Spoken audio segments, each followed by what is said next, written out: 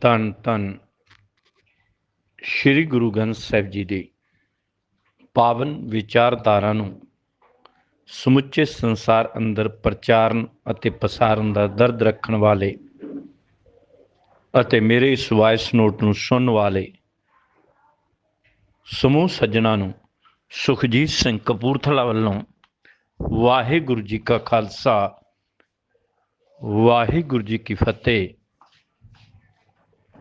ਮੈਂ ਅੱਜ ਇਸ ਵਿਸ਼ੇ ਦੇ ਉੱਤੇ ਆਪਣੇ ਵਿਚਾਰ ਦੇ ਰਿਹਾ। ਮੈਂ ਪਹਿਲਾਂ ਇੱਕ ਵਿਸ਼ਾ ਲਿਆ ਸੀ ਧਰਮ ਪਰਿਵਰਤਨ, ਕਾਰਨ, ਸਿੱਟੇ ਅਤੇ ਹੱਲ। ਉਸੇ ਲੜੀ ਦੇ ਵਿੱਚ ਮੈਂ ਆਪਣੀ ਵਿਚਾਰ ਨੂੰ ਹੋਰ ਅੱਗੇ ਤੋਰਨਾ ਚਾਹੁੰਦਾ,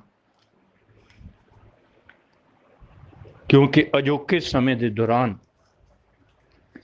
ਮੁੱਖ ਤੌਰ ਤੇ ਈਸਾਈ ਮਤ ਵੱਲੋਂ ਵੱਖ-ਵੱਖ ਪੰਜਾਬ ਦੇ ਇਲਾਕਿਆਂ ਅੰਦਰ, ਹਿੰਦੁਸਤਾਨ ਦੇ ਇਲਾਕਿਆਂ ਅੰਦਰ ਆਰਥਿਕ ਤੌਰ ਤੇ ਪਛੜੇ ਹੋਇਆਂ ਨੂੰ ਉਹਨਾਂ ਦੀ ਮਜਬੂਰੀ ਦਾ ਲਾਭ ਉਠਾਉਂਦਿਆਂ ਲਾਲਚ ਅਧੀਨ ਮਜਬੂਰੀ ਹਿੱਤ ਪ੍ਰੇਰਿਤ ਕਰਕੇ ਉਹਨਾਂ ਨੂੰ ਆਪਣੇ ਧਰਮ ਵਿੱਚ ਪਰਿਵਰਤਿਤ ਕਰਵਾਉਣ ਦਾ ਯਤਨ ਕੀਤੇ ਜਾਂਦੇ ਨੇ ਤੇ ਉਹ ਸਫਲ ਵੀ ਹੋ ਜਾਂਦੇ ਨੇ। ਹੁਣ ਉਹ ਸਫਲ ਕਿਉਂ ਹੋ ਰਹੇ ਨੇ? ਹੁਣ ਉਹ ਸਿੱਖ ਧਰਮ ਦੇ ਅੰਦਰ ਇਹ ਸੰਨ ਲਾਉਣ ਵਿੱਚ ਸਫਲ ਕਿਉਂ ਹੋਏ? ਮੈਂ ਉਸ ਤੋਂ ਪਹਿਲਾਂ ਇੱਕ ਗੱਲ ਕਹਿਣੀ ਚਾਹੁੰਦਾ।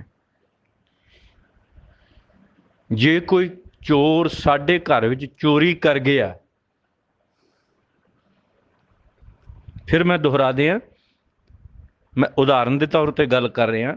ਜੇ ਕੋਈ ਚੋਰ ਸਾਡੇ ਘਰ ਵਿੱਚ ਚੋਰੀ ਕਰਨ ਵਿੱਚ ਸਫਲ ਹੋ ਗਿਆ ਹੈ ਤੇ ਬੇਨਤੀ ਕਰਾਂ ਉਹਦੀ ਸਿਆਣਪ ਬਾਅਦ ਵਿੱਚ ਹੈ, ਸਾਡੀ ਕਮਜ਼ੋਰੀ ਪਹਿਲਾਂ ਹੈ। ਪਹਿਲਾਂ ਸਾਨੂੰ ਆਪਣੀ ਕਮਜ਼ੋਰੀ ਵੱਲ ਝਾਤੀ ਮਾਰਨ ਦੀ ਲੋੜ ਹੈ ਕਿ ਸਾਡੀ ਕਮਜ਼ੋਰੀ ਹੈ, ਅਸੀਂ ਆਪਣੇ ਘਰ ਦੀ ਰਖਵਾਲੀ ਨਹੀਂ ਕਰ ਸਕੇ।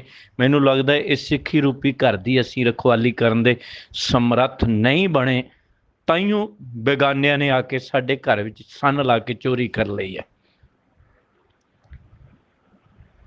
ਜਿਵੇਂ ਆ ਸੇਵਾ ਦਾ ਖੇਤਰ, ਹੱਥੀਂ ਸੇਵਾ ਕਰਨ ਦਾ ਖੇਤਰ, ਮਨੁੱਖਤਾ ਦੀ ਸੇਵਾ ਦਾ ਖੇਤਰ ਮੁੱਖ ਤੌਰ ਤੇ ਸਿੱਖ ਧਰਮ ਦਾ ਸਿਧਾਂਤ ਹੈ ਤੇ ਈਸਾਈ ਮਤ ਵਾਲੇ ਆਪਣੀ ਸੇਵਾ ਦਾ ਝਾੜੂ ਉੱਥੇ ਲੈ ਗਏ ਜਿੱਥੇ ਗੰਦਗੀ ਹੈ, ਜਿੱਥੇ ਉਹਦੀ ਲੋੜ ਹੈ, ਜਿੱਥੇ ਉਹਦੀ ਜ਼ਰੂਰਤ ਹੈ। ਪਰ ਅਸੀਂ ਸੇਵਾ ਦੇ ਨਾਮ ਉੱਤੇ ਗੁਰਦੁਆਰੇ ਦੀ ਚਾਰ ਦੀਵਾਰੀ ਤੋਂ ਬਾਹਰ ਨਹੀਂ ਨਿਕਲ ਸਕੇ। ਉਸੇ ਜਗ੍ਹਾ ਦੇ ਉੱਤੇ ਇੱਕ ਦਿਨ ਵਿੱਚ 15 ਵਾਰ ਝਾੜੂ ਲੱਗ ਜਾਂਦਾ ਹੈ, 10 ਵਾਰ ਪੋਚਾ ਲੱਗ ਜਾਂਦਾ ਹੈ, ਜਿੱਥੇ ਪਹਿਲਾਂ ਲੱਗਾ ਹੋਇਆ ਹੈ। ਪੋਚੇ ਤੇ ਪੋਚਾ, ਝਾੜੂ ਤੇ ਝਾੜੂ। ਲੋੜ ਤੇ ਸੀ। ਮੈਂ ਇਹ ਨਹੀਂ ਕਹਿ ਰਿਹਾ ਕਿ ਗੁਰਦੁਆਰਾ ਸਾਹਿਬਾਨ ਦੇ ਵਿੱਚ ਝਾੜੂ ਪੋਚਾ ਨਹੀਂ ਹੋਣਾ ਚਾਹੀਦਾ, ਪਰ ਜਿੰਨੀ ਜ਼ਰੂਰਤ ਹੈ ਉਹ ਹੋਣਾ ਚਾਹੀਦਾ ਸੀ। ਇਹ ਝਾੜੂ ਉੱਥੇ ਜਾਣਾ ਚਾਹੀਦਾ ਜਿੱਥੇ ਮਨੁੱਖਤਾ ਦੇ ਵਿੱਚ ਗੰਦਗੀ ਹੈ, ਮਾਨਵਤਾ ਗੰਦਗੀ ਨਾਲ ਪੀੜਤ ਹੈ। ਤੇ ਈਸਾਈ ਮਤ ਵਾਲਿਆਂ ਨੇ ਇਸ ਪੱਖ ਨੂੰ ਅਪਣਾਇਆ ਹੈ, ਇਸ ਪੱਖ ਨੂੰ ਉਹਨਾਂ ਨੇ ਸਮਝਿਆ ਹੈ। ਤੇ ਇੱਕ ਗੱਲ ਮੈਂ ਇੱਥੇ ਹੋਰ ਕਹਿਣੀ ਚਾਹੁੰਦਾ, ਸਾਨੂੰ ਸਿੱਖ ਅਖਵਾਉਣ ਵਾਲਿਆਂ ਨੂੰ, ਗੁਰਬਾਣੀ ਪੜ੍ਹਨ ਵਾਲਿਆਂ ਨੂੰ, ਇਤਿਹਾਸ ਪੜ੍ਹਨ ਵਾਲਿਆਂ ਨੂੰ ਇੱਕ ਗੱਲ ਸਪਸ਼ਟ ਰੂਪ ਵਿੱਚ ਪਹਿਲਾਂ ਸਿਧਾਂਤਕ ਤੌਰ ਤੇ ਸਮਝ ਹੋਣੀ ਚਾਹੀਦੀ ਹੈ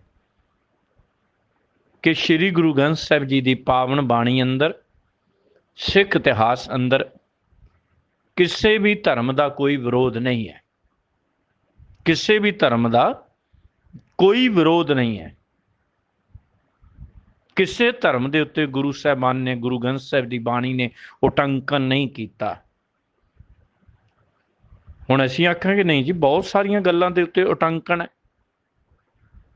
ਹਾਂ, ਉਟੰਕਨ ਹੈ ਉਸ ਧਰਮ ਦੀ ਪੁਜਾਰੀ ਸ਼੍ਰੇਣੀ ਵੱਲੋਂ ਧਰਮ ਦੇ ਪਰਦੇ ਹੇਠ ਗਲਤ ਪਰੰਪਰਾਵਾਂ, ਚਾਲੂ ਕਰਕੇ, ਲਾਗੂ ਕਰਕੇ ਮਨੁੱਖਤਾ ਦੀ ਜਿਹੜੀ ਲੁੱਟ ਉਠਾਈ ਜਾ ਰਹੀ ਸੀ, ਉਹਨਾਂ ਗਲਤ ਪਰੰਪਰਾਵਾਂ ਤੇ ਉਟੰਕਣ ਹੈ। ਮਨੁੱਖਤਾ ਦੀ ਲੁੱਟੇ ਜਾਣ ਦੇ ਤੋਂ ਰੋਕੇ ਜਾਣ ਦੇ ਲਈ ਉਟੰਕਣ ਹੈ, ਧਰਮ ਤੇ ਉਟੰਕਣ ਨਹੀਂ ਹੈ।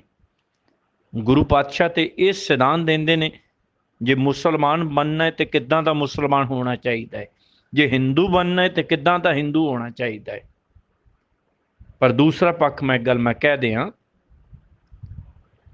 ਸ਼੍ਰੀ ਗੁਰੂ ਗ੍ਰੰਥ ਸਾਹਿਬ ਜੀ ਦੀ ਪਾਵਨ ਬਾਣੀ ਦੇ ਅੰਦਰ, ਇਤਿਹਾਸ ਦੇ ਅੰਦਰ, ਸਿੱਖ ਇਤਿਹਾਸ 10 ਗੁਰੂ ਸਾਹਿਬਾਨ ਦੇ ਸਮੇਂ ਅੰਦਰ ਈਸਾਈ ਮਤ ਵਾਲਿਆਂ ਦੇ ਨਾਲ ਲਗਭਗ ਕਿਤੇ ਵੀ ਕੋਈ ਜ਼ਿਕਰ ਐਸਾ ਨਹੀਂ ਮਿਲਦਾ ਹੈ।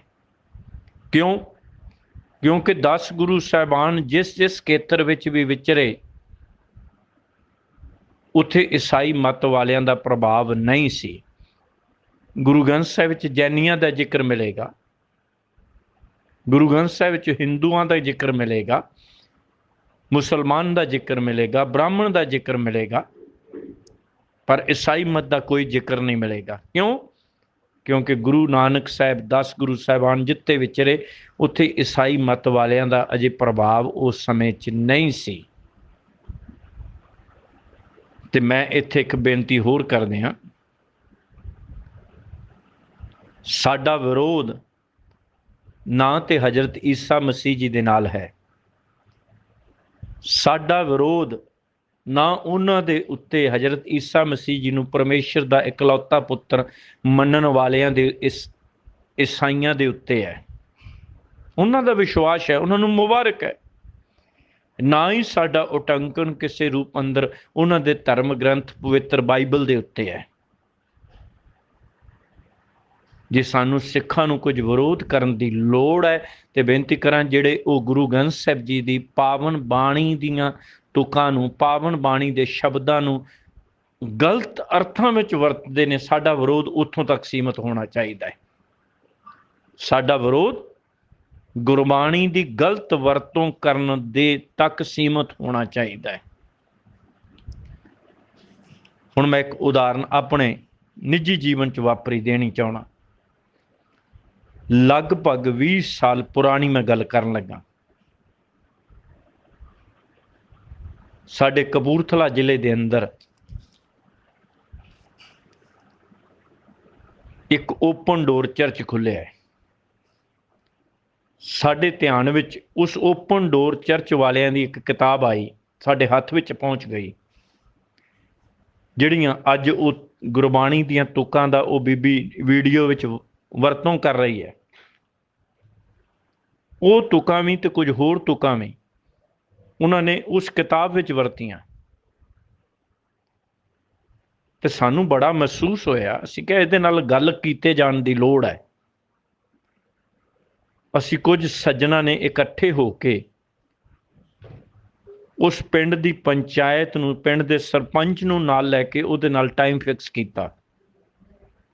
ਹਰਭਜਨ ਸਿੰਘ ਉਹਦਾ ਨਾਂ ਸੀ, ਜਿਹੜਾ ਪਾਸਟਰ ਉੱਥੇ ਹੈ।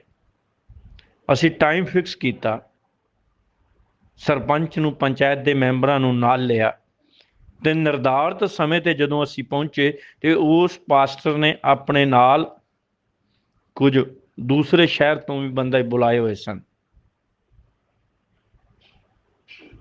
ਠੀਕ ਹੈ, ਕੋਈ ਤਲਖਬਾਜ਼ੀ ਨਹੀਂ ਹੋਈ ਸਾਡੀ ਵਿਚਾਰ ਦੇ ਅੰਦਰ, ਪਰ ਅਸੀਂ ਦੇਖਿਆ ਕਿ ਜਿਹਦੇ ਨਾਮ ਹੇਠ ਉਸ ਓਪਨ ਡੋਰ ਚਰਚ ਦੇ ਮੁੱਖ ਕਰਤਾ ਧਰਤਾ ਦੇ ਨਾਮ ਹੇਠ ਜਿਹੜੀ ਉਹ ਕਿਤਾਬ ਛਪੀ ਹੋਈ ਸੀ ਨਾ, ਅਸੀਂ ਬਿਲਕੁਲ ਨਿਰਣਾ ਲੈ ਲਿਆ, ਉੱਥੇ ਵੇਖ ਲਿਆ, ਪਰਖ ਲਿਆ ਕਿ ਇਹਨੇ ਆਪ ਨਹੀਂ ਲਿਖੀ, ਇਹਨੂੰ ਇੰਨੀ ਸਮਝ ਨਹੀਂ ਹੈ, ਇਹਨੂੰ ਇੰਨੀ ਜਾਣਕਾਰੀ ਨਹੀਂ ਹੈ। ਤੇ ਜਿਹੜਾ ਬੰਦਾ ਉਹਨੇ ਬਾਹਰੋਂ ਦੂਸਰੇ ਸ਼ਹਿਰ ਤੋਂ ਮੰਗਵਾਇਆ ਹੋਇਆ ਸੀ, ਉਹ ਕਿਤਾਬ ਉਸ ਦੀ ਲਿਖੀ ਹੋਈ ਸੀ, ਨਾਮ ਉਸ ਦਾ ਵਰਦ ਲਿਖਿਆ ਕਿਸੇ ਹੋਰ ਨੇ ਸੀ। ਤੇ ਹੁਣ ਉਹਦੇ 'ਚ ਉਹਨੇ ਜਦੋਂ ਤੁਕ ਵਰਤੀ ਨਾ, ਜਿਹੜੀ ਵਰਤੀ ਸੀ, ਪਰਮੇਸ਼ਰ ਦਿੱਤਾ ਬੰਨਾ, ਦੁੱਖ ਰੋਗ ਕਾ ਡੇਰਾ ਭੰਨਾ। ਤੇ ਅਸੀਂ ਉਹਨਾਂ ਨੂੰ ਪੁੱਛਿਆ ਕਿ ਤੁਸੀਂ ਦੱਸੋ ਇੱਥੇ ਬੰਨਾ ਸ਼ਬਦ ਦਾ ਅਰਥ ਤੁਸੀਂ ਪੁੱਤਰ ਕਿਵੇਂ ਕਰ ਲਿਆ? ਕਿਉਂਕਿ ਉਹਨਾਂ ਨੇ ਲਿਖਿਆ ਸੀ, ਦੇਖੋ ਜੀ, ਗੁਰੂ ਅਰਜਨ ਸਾਹਿਬ ਜੀ ਨੇ ਕਹਿ ਦਿੱਤਾ ਪਰਮੇਸ਼ਰ ਦਾ ਇਕਲੌਤਾ ਪੁੱਤਰ ਹਜ਼ਰਤ ਈਸਾ ਮਸੀਹ, ਗੁਰੂ ਅਰਜਨ ਸਾਹਿਬ ਨੇ ਕਹਿ ਦਿੱਤਾ। ਤੇ ਅਸੀਂ ਉਹਨਾਂ ਨੂੰ ਪੁੱਛਿਆ, ਜੀ ਤੁਸੀਂ ਇਹ ਬੰਨਾ ਸ਼ਬਦ ਅਰਥ ਤੇ ਪੁੱਤਰ ਕਿਵੇਂ ਕਰ ਲਿਆ? ਹੁਣ ਉਹਨੇ ਜਿਹੜਾ ਜਵਾਬ ਦਿੱਤਾ ਨਾ, ਧਿਆਨ ਦੇਣਾ, ਉਹਦੀ ਬੌਧਿਕ ਪੱਧਰ ਦਾ ਦਿਵਾਲਾ ਨਿਕਲਿਆ ਦਿਖਾਈ ਦਿੱਤਾ ਉਸ ਜਵਾਬ ਦੇ ਵਿੱਚੋਂ। ਉਹ ਕਹਿੰਦਾ ਜੀ ਅਸੀਂ ਪੰਜਾਬ ਦੇ ਰਹਿਣ ਵਾਲੇ ਹਾਂ। ਪੰਜਾਬੀ ਸੱਭਿਆਚਾਰ ਦੇ ਵਿੱਚ ਆਪਾਂ ਦੇਖਦੇ ਹਾਂ, ਜਦੋਂ ਲੜਕਾ ਵਿਆਹ ਕੇ ਨਾ ਆਪਣੀ ਪਤਨੀ ਨੂੰ ਵਿਆਹ ਕੇ ਘਰ ਵਾਪਸ ਬਰਾਤ ਲੈ ਕੇ ਆਉਂਦਾ ਹੈ, ਪਤਨੀ ਨਾਲ ਲੈ ਕੇ ਜਦੋਂ ਘਰ ਦਾ ਦਰਵਾਜ਼ਾ ਅੰਦਰ ਲੰਘਣ ਲੱਗਦਾ ਹੈ, ਤੇ ਉਸ ਲੜਕੇ ਦੀ ਮਾਂ ਆਪਣੇ ਪੁੱਤਰ ਤੇ ਨਵੀਂ ਵਿਆਹੀ ਨੂੰਹ ਦੇ ਉੱਤੋਂ, ਉਸ ਨਵੀਂ ਵਿਆਹੀ ਜੋੜੀ ਦੇ ਉੱਤੋਂ ਪਾਣੀ ਵਾਰ ਕੇ ਪੀਂਦੀ ਹੈ ਗੜਵੀ 'ਚ ਪਾ ਕੇ। ਤੇ ਜਿਹੜੀਆਂ ਔਰਤਾਂ ਨਾਲ ਹੋਰ ਖੜੀਆਂ ਹੁੰਦੀਆਂ ਨੇ, ਗਾਉਂਦੀਆਂ ਨਹੀਂ ਹੈ, ਪਾਣੀ ਵਾਰ ਬੰਨੇ ਦੀਏ ਮਾਏ, ਬੰਨਾ ਤੇਰਾ ਬਾਹਰ ਖੜਾ। ਉਹਨੇ ਬੰਨਾ ਸ਼ਬਦ ਦਾ ਅਰਥ ਉੱਥੋਂ ਪੁੱਤਰ ਦੇ ਰੂਪ ਵਿੱਚ ਕੱਢਿਆ। ਤੇ ਅਸੀਂ ਮਹਿਸੂਸ ਕੀਤਾ ਇਹਦੇ ਬੌਧਿਕ ਪੱਧਰ ਦਾ ਦਿਵਾਲੀਆਪਣ ਹੈ। ਅਸੀਂ ਕਿਹਾ ਭਾਈ ਸਾਹਿਬ ਜੀ, ਇਹ ਜਿਹੜਾ ਤੁਸੀਂ ਪਰਮੇਸ਼ਰ ਦਿੱਤਾ ਬੰਨਾ, ਇਹ ਬੰਨਾ ਸ਼ਬਦ ਦਾ ਅਰਥ ਤੁਸੀਂ ਇੱਥੇ ਪੁੱਤਰ ਕਰ ਰਹੇ ਹੋ ਗੁਰੂ ਗ੍ਰੰਥ ਸਾਹਿਬ 'ਚ, ਗੁਰੂ ਅਰਜਨ ਸਾਹਿਬ ਦੇ ਇਸ ਬਚਨ 'ਚ। ਸਾਨੂੰ ਅੱਜ ਤੱਕ ਗੁਰੂ ਗ੍ਰੰਥ ਸਾਹਿਬ ਜੀ ਦੀ ਪਾਵਨ ਬਾਣੀ ਦੇ ਜਿੰਨੇ ਵੀ ਕੋਸ਼ ਬਣੇ ਨੇ, ਜਿੰਨੇ ਵੀ ਸਟੀਕਾਂ ਬਣੀਆਂ ਨੇ, ਜਿੰਨੇ ਵੀ ਦਰਪਣ ਪ੍ਰੋਫੈਸਰ ਸਾਹਿਬ ਸਿੰਘ ਹੈ ਜਾਂ ਹੋਰ ਹੈ, ਕਿਸੇ ਇੱਕ ਵੀ ਕੋਸ਼ ਦੇ ਵਿੱਚ, ਕਿਸੇ ਇੱਕ ਵੀ ਸਟੀਕ ਦੇ ਅੰਦਰ ਇੱਥੇ ਅਰਥ ਉਹ ਦਿਖਾ ਦਿਓ ਜਿਹੜਾ ਤੁਸੀਂ ਦੱਸ ਰਹੇ ਹੋ, ਪੁੱਤਰ ਦੇ ਰੂਪ ਅੰਦਰ ਦਿਖਾ ਦਿਓ, ਅਸੀਂ ਤੁਹਾਡੇ ਪਿੱਛੇ ਤੁਰਨ ਨੂੰ ਤਿਆਰ ਹਾਂ। ਹੁਣ ਖਿਆਲ ਕਰਿਓ, ਸਾਡੇ ਇਸ ਤਰਕ ਦਾ ਉਹਦੇ ਕੋਲ ਕੋਈ ਜਵਾਬ ਨਹੀਂ ਸੀ, ਉਹਨਾਂ ਕੋਲ ਕੋਈ ਜਵਾਬ ਨਹੀਂ ਸੀ। ਹੁਣ ਜਿਹੜੀ ਦੂਜੀ ਗੱਲ, ਉਹਨਾਂ ਨੇ ਜਿਹੜੀ ਅਸੀਂ ਰਹਿਰਾਸ ਸਾਹਿਬ ਦੀ ਬਾਣੀ, ਕੁਝ ਸਾਡੀਆਂ ਜਥੇਬੰਦੀਆਂ ਕਹਿੰਦੇ ਨੇ ਜੀ ਅਸੀਂ ਪੂਰੀ ਰਹਿਰਾਸ ਕਰਦੇ ਹਾਂ, ਤੁਸੀਂ ਛੋਟੀ ਰਹਿਰਾਸ ਕਰਦੇ ਹੋ, ਤੇ ਉਹ ਸ਼ੁਰੂ ਕਰਦੇ ਨੇ। ਤੇ ਉਹਨਾਂ ਨੇ ਵੀ ਉਹ ਤੁਕ ਵਰਤੀ ਸੀ, ਗੁਰੂ ਗੋਬਿੰਦ ਸਿੰਘ ਜੀ ਦੇ ਨਾਮ ਨਾਲ ਕਹੀ ਜਾਂਦੀ ਚੌਪਈ ਦੇ ਵਿੱਚੋਂ ਉਹਨਾਂ ਤੁਕ ਵਰਤੀ ਸੀ, ਲਓ ਜੀ, ਪੁੰਨ ਰਾਸ਼ਿਸ਼ ਕਾ ਕਾਟਾ ਸੀਸਾ, ਸ੍ਰੀ ਅਸਕੇਤ ਜਗਤ ਕੇ ਈਸਾ। ਲਓ ਜੀ, ਹੁਣ ਤੇ ਗੁਰੂ ਗੋਬਿੰਦ ਸਿੰਘ ਜੀ ਨੇ ਵੀ, 10ਵੇਂ ਪਾਤਸ਼ਾਹ ਨੇ ਵੀ ਹਜ਼ਰਤ ਈਸਾ ਮਸੀਹ ਜੀ ਨੂੰ ਮਾਨਤਾ ਦੇ ਦਿੱਤੀ। ਅਸੀਂ ਫਿਰ ਉਹਨਾਂ ਦੇ ਉੱਤੇ ਸਵਾਲ ਕੀਤਾ ਇਸ ਤੁਕ ਦੇ ਬਾਰੇ, ਇਹਨਾਂ ਤੁਕਾਂ ਦੇ ਬਾਰੇ 'ਚ, ਕਿ ਤੁਸੀਂ ਕਹਿੰਦੇ ਹੋ ਜੀ ਇੱਥੇ ਗੁਰੂ ਗੋਬਿੰਦ ਸਿੰਘ ਨੇ ਹਜ਼ਰਤ ਈਸਾ ਮਸੀਹ ਜੀ ਨੂੰ ਮੰਨ ਲਿਆ,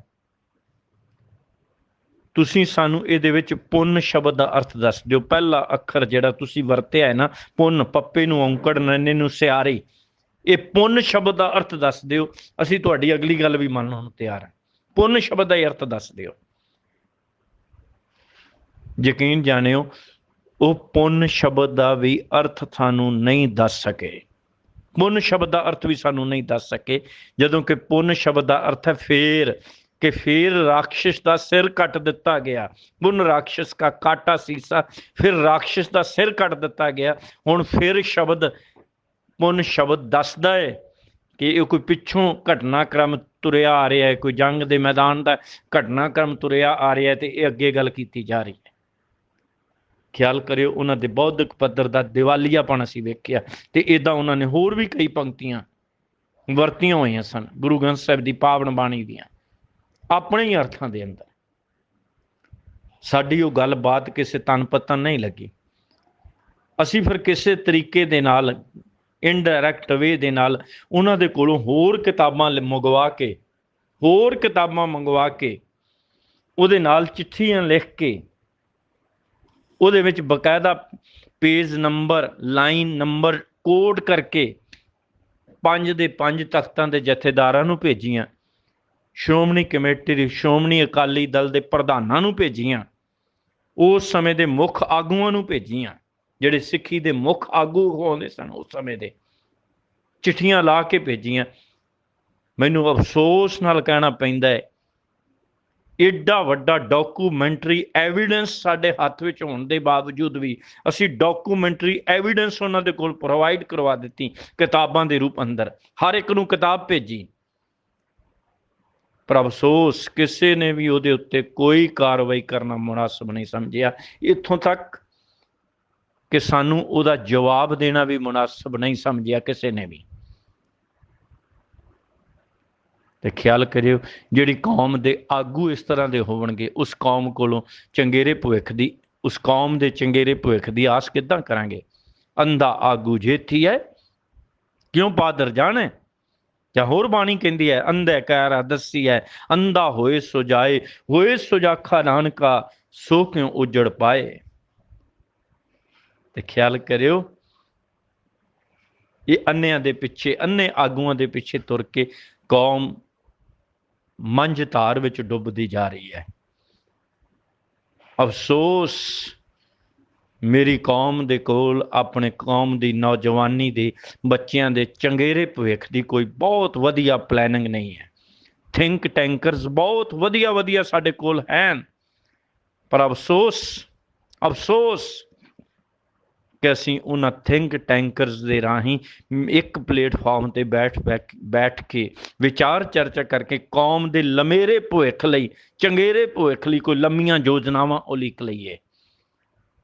ਅਸੀਂ ਤੇ ਥੋੜ੍ਹੇ ਚਿਰੇ ਬਸ ਕੰਮ ਕਰਦੇ ਹਾਂ, ਥੋੜ੍ਹੇ ਚਿਰੇ। ਮੈਂ ਬੇਨਤੀ ਕਰਦਾ ਜਾਵਾਂ, ਯਹੂਦੀ ਕੌਮ ਤੋਂ ਸਿੱਖਿਆ ਲੈਣ ਦੀ ਲੋੜ ਹੈ। ਯਹੂਦੀ ਕੌਮ ਨੇ ਘੱਲੂਘਾਰੇ ਹਾਲੋਕਾਸਟ ਚੋਂ ਲੰਘਣ ਤੋਂ ਬਾਅਦ ਬੜੀ ਲੌਂਗ ਟਰਮ ਪਲੈਨਿੰਗ ਕੀਤੀ ਸੀ, ਆਪਣੀ ਕੌਮ ਨੂੰ ਐਜੂਕੇਸ਼ਨ ਨਾਲ ਜੋੜਿਆ ਸੀ, ਤੇ ਉਹ ਆਪਣੀ ਕੌਮ ਨੂੰ ਅੱਜ ਵਰਲਡ ਲੈਵਲ ਦੀ ਇਕਨੋਮੀ ਤੇ ਕਾਬਜ਼ ਹੋ ਕੇ ਬਹਿ ਗਏ। ਅੱਜ ਤੱਕ ਸਭ ਤੋਂ ਵੱਧ ਨੋਬਲ ਪ੍ਰਾਈਜ਼ ਜਿੱਤਣ ਦਾ ਮਾਣ ਜਿਹੜਾ ਹੈ, ਅੱਧੇ ਤੋਂ ਵੱਧ ਨੋਬਲ ਪ੍ਰਾਈਜ਼ ਜਿੱਤਣ ਦਾ ਮਾਣ ਯਹੂਦੀ ਕੌਮ ਦੇ ਹਿੱਸੇ ਵਿੱਚ ਆਇਆ ਹੈ। ਤੇ ਮੈਂ ਫਿਰ ਬੇਨਤੀ ਕਰਦਿਆਂ, ਸਾਡਾ ਵਿਰੋਧ ਨਾ ਹਜ਼ਰਤ ਈਸਾ ਮਸੀਹ ਜੀ ਦੇ ਨਾਲ ਹੋਣਾ ਚਾਹੀਦਾ ਹੈ, ਨਾ ਪਵਿੱਤਰ ਧਾਰਮਿਕ ਗ੍ਰੰਥ ਬਾਈਬਲ ਦੇ ਨਾਲ ਹੋਣਾ ਚਾਹੀਦਾ ਹੈ, ਨਾ ਉਹਨਾਂ ਦੇ ਨੂੰ ਮੰਨਣ ਵਾਲੇ ਉਹਨਾਂ ਦੇ ਪੈਰੋਕਾਰਾਂ ਨਾਲ ਹੋਣਾ ਚਾਹੀਦਾ ਹੈ। ਉਹਨਾਂ ਦਾ ਵਿਸ਼ਵਾਸ ਉਹਨਾਂ ਨੂੰ ਮੁਬਾਰਕ ਹੈ। ਬਸ ਸਾਡਾ ਵਿਰੋਧ ਤੇ ਸ਼੍ਰੀ ਗੁਰੂ ਗ੍ਰੰਥ ਸਾਹਿਬ ਜੀ ਦੀਆਂ ਪਾਵਨ ਬਾਣੀ ਦੀਆਂ ਤੁਕਾਂ ਦੀ ਦੁਰਵਰਤੋਂ ਕਰਨ ਵਾਲੇ ਤੱਕ ਤੇ ਹੋਣਾ ਚਾਹੀਦਾ ਹੈ। ਤੇ ਜਿੱਥੇ ਸਾਡਿਆਂ ਨੂੰ ਉਹ ਭਰਮਾ ਕੇ ਲਾਲਚ ਦੇ ਕੇ ਸਾਡੇ ਸਿੱਖੀ ਪਰਿਵਾਰ ਚੋਂ ਬਾਹਰ ਨੂੰ ਲੈ ਕੇ ਜਾ ਰਹੇ ਨੇ, ਸਾਨੂੰ ਉਸ ਪਾਸੇ ਧਿਆਨ ਦੀ, ਸਾਡਾ ਵਿਰੋਧ ਉੱਥੇ ਹੋਣਾ ਚਾਹੀਦਾ ਹੈ। ਤੇ ਮੈਂ ਫਿਰ ਦੁਹਰਾ ਦਿਆਂ, ਚੋਰ ਨੂੰ ਚੋਰ ਕਹਿਣ ਤੋਂ ਪਹਿਲੋਂ, ਚੋਰ ਨੂੰ ਬੁਰਾ ਕਹਿਣ ਤੋਂ ਪਹਿਲੋਂ ਸਾਨੂੰ ਆਪਣੇ ਘਰ ਵੱਲ ਝਾਤੀ ਮਾਰਨ ਦੀ ਲੋੜ ਹੈ। ਕਿਤੇ ਸਾਡੀ ਕਮਜ਼ੋਰੀ ਤੇ ਨਹੀਂ, ਕਿਤੇ ਸਾਡੀ ਕਮਜ਼ੋਰੀ ਤੇ ਨਹੀਂ। ਅਸੀਂ ਆਪਣੀਆਂ ਕਮਜ਼ੋਰੀਆਂ ਨੂੰ ਦੀ ਪਹਿਚਾਣ ਕਰੀਏ, ਉਹਨਾਂ ਦੇ ਕਾਰਨ ਲੱਭੀਏ, ਉਹਨਾਂ ਦੇ ਹੱਲ ਲੱਭੀਏ। ਜਦੋਂ ਮਿਲ ਬੈਠ ਕੇ ਥਿੰਕ ਟੈਂਕਰਸ ਦੇ ਰਾਹੀਂ ਕੌਮ ਦੇ ਚੰਗੇਰੇ ਭਵਿੱਖ ਲਈ ਸਹੀ ਅਰਥਾਂ ਵਿੱਚ ਤਨੋ ਮਨੋ ਸੋਚਣਾ ਸ਼ੁਰੂ ਕਰਾਂਗੇ ਨਾ, ਤੇ ਬੇਨਤੀ ਕਰਾਂ, ਇੱਕ ਦਿਨ ਗੁਰੂ ਪਾਤਸ਼ਾਹ ਦੀ ਕਿਰਪਾ ਰਹਿਮਤ ਵਰਤੇਗੀ ਕੌਮ ਦੇ ਉੱਤੇ। ਅਸੀਂ ਇਹਨਾਂ ਮਾਨਵਤਾ ਵਿਰੋਧੀ ਏਜੰਸੀਆਂ ਇਹੀ ਤੇ ਚਾਹੁੰਦੀਆਂ ਨੇ, ਇਹ ਮਨੁੱਖਤਾ ਦੇ ਵਿਰੋਧੀ ਏਜੰਸੀਆਂ ਇਹੀ ਤੇ ਚਾਹੁੰਦੀਆਂ ਨੇ। ਕਿਤੇ ਧਰਮ ਦੇ ਨਾਮ ਉੱਤੇ ਕਦੀ ਈਸਾਈਆਂ ਨੂੰ ਇੱਥੇ ਮਾਰਿਆ ਜਾਂਦਾ ਹੈ, ਕਿਤੇ ਧਰਮ ਦੇ ਨਾਮ ਉੱਤੇ ਮੁਸਲਮਾਨਾਂ ਦਾ ਕਤਲੇਆਮ ਕੀਤਾ ਜਾਂਦਾ ਹੈ, ਕਿਤੇ ਧਰਮ ਦੇ ਨਾਮ ਉੱਤੇ ਸਿੱਖਾਂ ਦਾ ਕਤਲੇਆਮ ਕੀਤਾ ਜਾਂਦਾ ਹੈ। ਹੁਣ ਨਵੀਂ ਟੈਕਨੀਕ ਲੱਭ ਲਈ ਇਹ ਮਾਨਵਤਾ ਵਿਰੋਧੀ ਏਜੰਸੀਆਂ ਨੇ ਕਿ ਇਹਨਾਂ ਘੱਟ ਗਿਣਤੀ ਧਰਮਾਂ ਨੂੰ ਆਪਸ ਵਿੱਚ ਹੀ ਲੜਾ ਕੇ ਮਾਰ ਦਿਓ, ਸਾਨੂੰ ਕਿਉਂ ਮਾਰਨਾ ਪਵੇ। ਬਸ ਮੈਨੂੰ ਲੱਗਦਾ ਹੈ ਇਸ ਸਾਜ਼ਿਸ਼ ਨੂੰ, ਇਹ ਮਾਨਵਤਾ ਵਿਰੋਧੀ ਏਜੰਸੀਆਂ ਦੀ ਸਾਜ਼ਿਸ਼ ਨੂੰ ਸਮਝਣ ਦੀ ਲੋੜ ਹੈ। ਤੇ ਇਸ ਸਾਜ਼ਿਸ਼ ਨੂੰ ਜਦੋਂ ਅਸੀਂ ਸਮਝ ਜਾਵਾਂਗੇ ਨਾ, ਤੇ ਬੇਨਤੀ ਕਰਾਂ, ਫਿਰ ਅਸੀਂ ਇਹ ਘੱਟ ਗਿਣਤੀ ਧਰਮਾਂ ਵਾਲੇ ਆਪਸ ਵਿੱਚ ਨਹੀਂ ਲੜਾਂਗੇ। ਬਸ ਸਾਡੀ ਸੋਚ ਤੇ ਹੋਵੇਗੀ ਜਿਵੇਂ ਗੁਰੂ ਕਲਗੀਧਰ ਨੇ, ਬਹਾਦਰ ਸ਼ਾਹ ਨੇ ਪੁੱਛਿਆ ਸੀ ਆਗਰੇ ਦੀ ਧਰਤੀ ਤੇ ਕਿ ਮਜ਼ਹਬ ਤੁਮਾਰਾ ਖੂਬ ਕਿ ਹਮਾਰਾ ਖੂਬ, ਧਰਮ ਤੁਹਾਡਾ ਚੰਗਾ ਕਿ ਸਾਡਾ ਚੰਗਾ। ਤੇ ਗੁਰੂ ਕਲਗੀਧਰ ਨੇ ਸਾਨੂੰ ਪ੍ਰੇਰਨਾ ਦਿੱਤੀ ਸੀ, ਅਗਵਾਈ ਦਿੱਤੀ ਹੈ। ਉਸ ਜਵਾਬ ਦੇ ਰਾਹੀਂ ਬਹਾਦਰ ਸ਼ਾਹ ਪੁੱਛਦਾ ਸੀ, ਮਜ਼ਹਬ ਤੁਮਾਰਾ ਖੂਬ ਕਿ ਹਮਾਰਾ ਖੂਬ, ਤੇ ਗੁਰੂ ਕਲਗੀਧਰ ਦਾ ਜਵਾਬ ਸੀ, ਬਹਾਦਰ ਸ਼ਾਹ ਤੁਮਕੋ ਤੁਮਾਰਾ ਖੂਬ, ਹਮਕੋ ਹਮਾਰਾ ਖੂਬ, ਤੁਮਕੋ ਤੁਮਾਰਾ ਖੂਬ, ਹਮਕੋ ਹਮਾਰਾ ਖੂਬ। ਬੇਨਤੀ ਕਰਾਂ, ਈਸਾਈ ਮਤ ਵਾਲਿਆਂ ਨੂੰ ਆਪਣਾ ਧਰਮ ਮੁਬਾਰਕ, ਸਿੱਖਾਂ ਨੂੰ ਆਪਣਾ ਧਰਮ ਮੁਬਾਰਕ, ਹਿੰਦੂਆਂ ਨੂੰ ਆਪਣਾ ਧਰਮ ਮੁਬਾਰਕ, ਮੁਸਲਮਾਨਾਂ ਨੂੰ ਆਪਣਾ ਧਰਮ ਮੁਬਾਰਕ। ਅਸੀਂ ਆਪਣੇ ਆਪਣੇ ਧਰਮ ਦੇ ਦਾਇਰੇ ਅੰਦਰ ਰਹਿੰਦਿਆਂ ਹੋਇਆਂ ਆਪਣੇ ਆਪਣੇ ਧਰਮ ਦਾ ਪ੍ਰਚਾਰ ਕਰੀਏ। ਇੱਕ ਦੂਜੇ ਦੇ ਧਰਮ ਗ੍ਰੰਥਾਂ ਦੀਆਂ ਦੇ ਵਿਰੋਧ ਵਿੱਚ ਕਰਦਿਆਂ ਹੋਇਆਂ, ਇੱਕ ਦੂਜੇ ਦੇ ਧਰਮ ਗ੍ਰੰਥਾਂ ਦੀਆਂ ਗਲਤ ਕੋਟੇਸ਼ਨਜ਼ ਦਿੰਦਿਆਂ ਹੋਇਆਂ ਇੱਕ ਦੂਜੇ ਨੂੰ ਨੀਵਾਂ ਦਿਖਾਉਣ ਦਾ ਯਤਨ ਨਾ ਕਰੀਏ। ਇਹ ਵੈਰ ਵਿਰੋਧ ਆਪਸੀ ਨਾ ਵਧਾਈਏ। ਅਸੀਂ ਸਮੁੱਚੀ ਮਾਨਵਤਾ ਨੂੰ ਏਕ ਪਿਤਾ ਏਕਸ ਕੇ ਹਮਬਾਰਕ ਦੇ ਸਿਧਾਂਤ ਨੂੰ ਅਸੀਂ ਮੰਨਣ ਵਾਲੇ ਹਾਂ। ਤੂੰ ਸਾਂਝਾ ਸਾਹਿਬ ਬਾਪ ਹਮਾਰਾ, ना को मेरा दुश्मन रहियो, ना हम किसके बैराई। सानू ते ये गुरु ने सिखाया है, सानू ते गुरु ने ये भावना दी है। आओ इन्हां भावना दे अंदर, दायरे दे अंदर रहिंदे होया ये मानवता विरोधी एजेंसियां जिहड़ियां घट गिनती धर्मां नूं आपस च लड़ा के अपना एजेंडा पूरा करना चाहुंदियां ने, इस नूं सफल फेल करन दे लई यतनशील होइए। आस है एक ना एक दिन असी ये कामयाब होवांगे, पर कामयाब तां ही होवांगे जे असी अपने अपने धर्म के दायरे अंदर रह के अपने अपने धर्म का प्रचार करांगे। किसी का वैर विरोध नहीं, किसी नाल ईरखा नहीं, किसी नाल साडी दुश्मनी नहीं। असी ते भाई कन्हैया जी दे वारस हां, असी ते भाई कन्हैया जी वर्गियां दे वारस हां, असी ते भगत पूरन सिंह पिंगलवाड़े वर्गियां दे वारस हां। गुरु पातशाह किरपा करन, रहमत करन, साडी कौम दे चंगेरे भविख लई हर मनुख संसार विच अपनी अपनी जगह ते सुखी वसे। सानू ते गुरु ने यही सिखाया है, सानू ते अरदास भी यही सिखाई है कि अकाल पुरख सारा संसार किसी ना किसी रूप विच अग विच सड़ रहा है। बस इस अग विच सड़दे हुए संसार नूं बचा लै तूं। ते किवें बचाउणा है, ये अकाल पुरख भी तेरे ते निर्भर करदा है। तू जिस तरह भी बचा सकदा है ये अग लगे हुए संसार नूं, जिवें भी बचा सकदा है तू बचा लै, तू बचा लै। ते सानू ते गुरु अमरदास जी ने अरदास ही यही दसी है, जगत जलंदा रख लै अपनी कृपा तार, जित द्वारै उभरै तितै लेहो उबार। भुल्लां चुकां दी खिमा जाचना करदा होया सुखजीत सिंह कपूरथला वल्लों सारिआं नूं वाहिगुरु जी का खालसा, वाहिगुरु जी की फतेह।